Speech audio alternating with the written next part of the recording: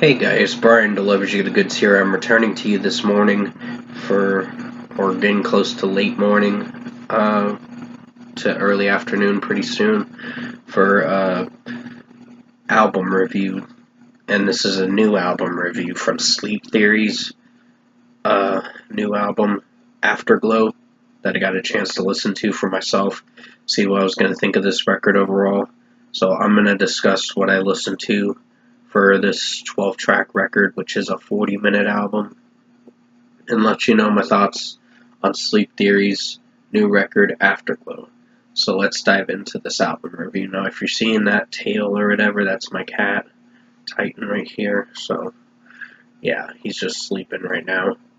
But pretty much, it starts with the opening track, Static, which is a strong track for sure.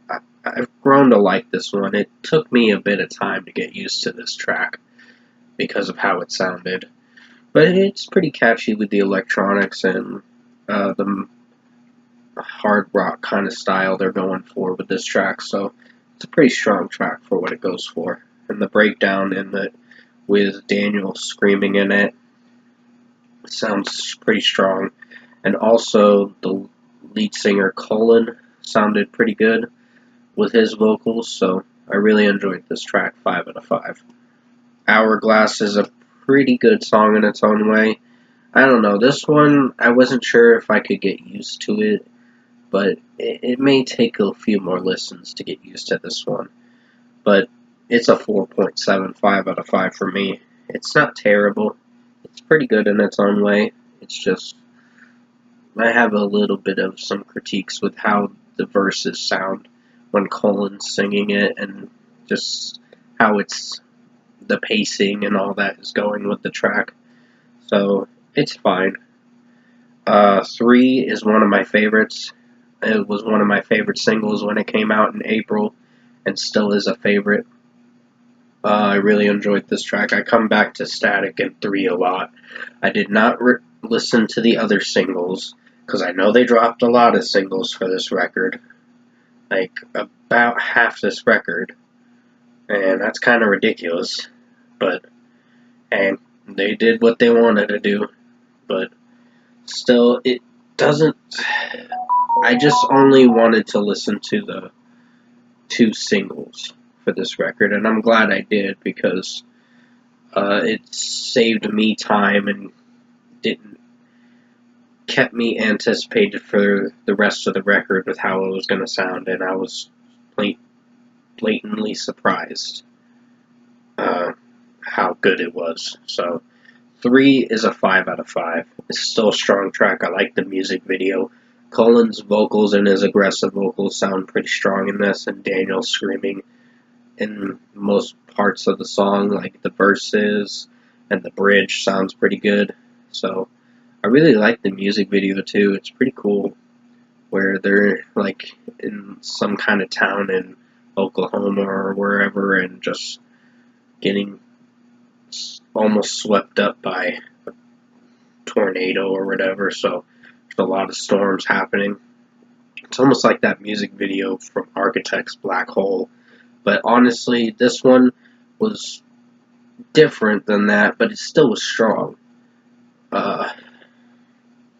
So other than that, 3 is a 5 out of 5. Fallout is a pretty good song in its own way. Not one of my favorites, but still a strong one for how it sounds. It's pretty good. The way Colin's singing it, it sounds alright. And just Daniel's screaming in it is solid for the most part.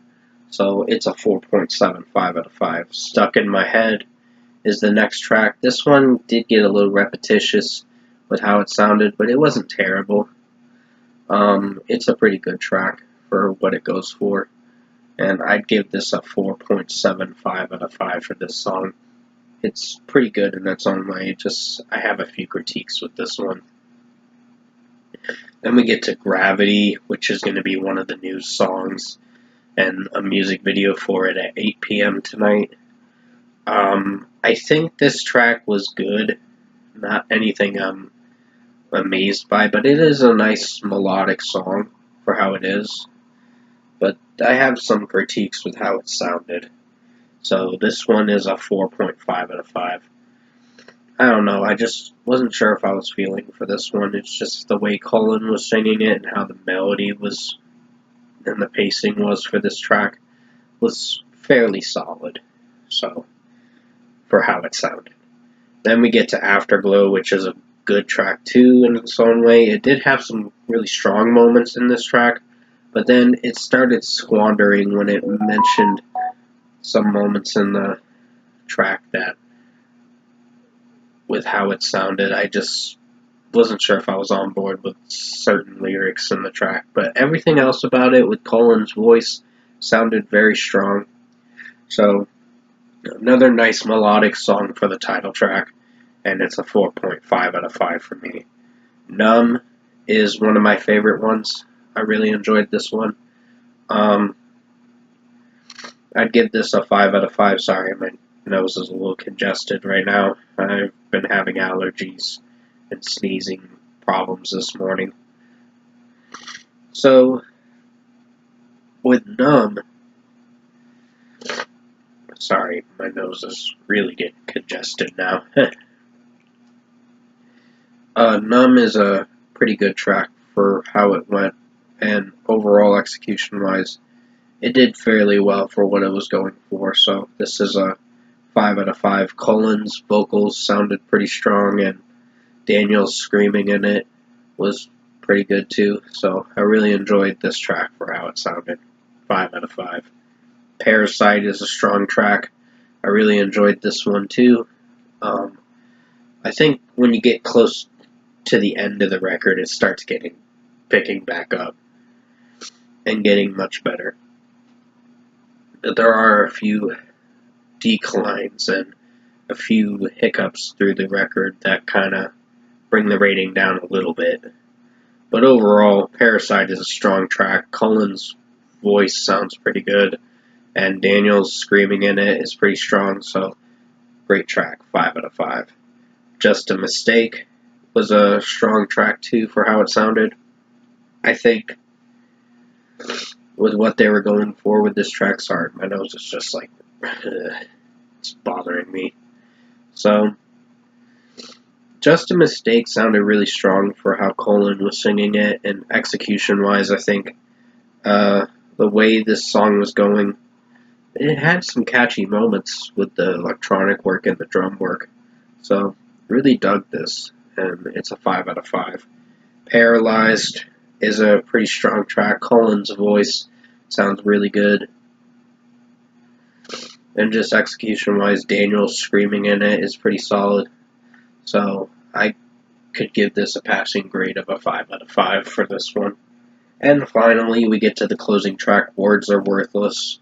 Another strong track. I mean, it had some melodic moments, but for how it sounded with the melodic rock and hard rock moments, it did very well and stood on its own in a good way. So 5 out of 5 for the closing track. Overall, production, mixing, and execution-wise, I think Sleep Theory's Afterglow album was a pretty good record. I was really amazed by this record. I wouldn't say it's like album of the year, but it is strong. I was originally going to give it like an 8 out of 10 due to the 4.5 out of 5 tracks and some of the 4.75 out of 5 tracks. But I'm being generous enough to give it a pretty strong score for sure. So I think Sleep Theory had a good debut album for sure, and this is something I can return to. And maybe Hourglass might grow on me, maybe Fallout as well. But some of the other tracks were kind of just like, they were alright. Fairly good and pretty good in its own way. So, kind of solid tracks, but not anything special to where I'm going to enjoy it. Hourglass may grow on me, but I got to listen to it a few more times to see if it does grow on me. But if I were to give Sleep Theory Afterglow a score, I'm feeling a strong 8.5 out of 10. It's a pretty good track, pretty good album from what I listened to, and I definitely would return to this record for sure. So 8.5 out of 10 for Sleep Theory Afterglow. I know they're going to be in Daytona Beach at the Welcome to Rockville event. I'll probably be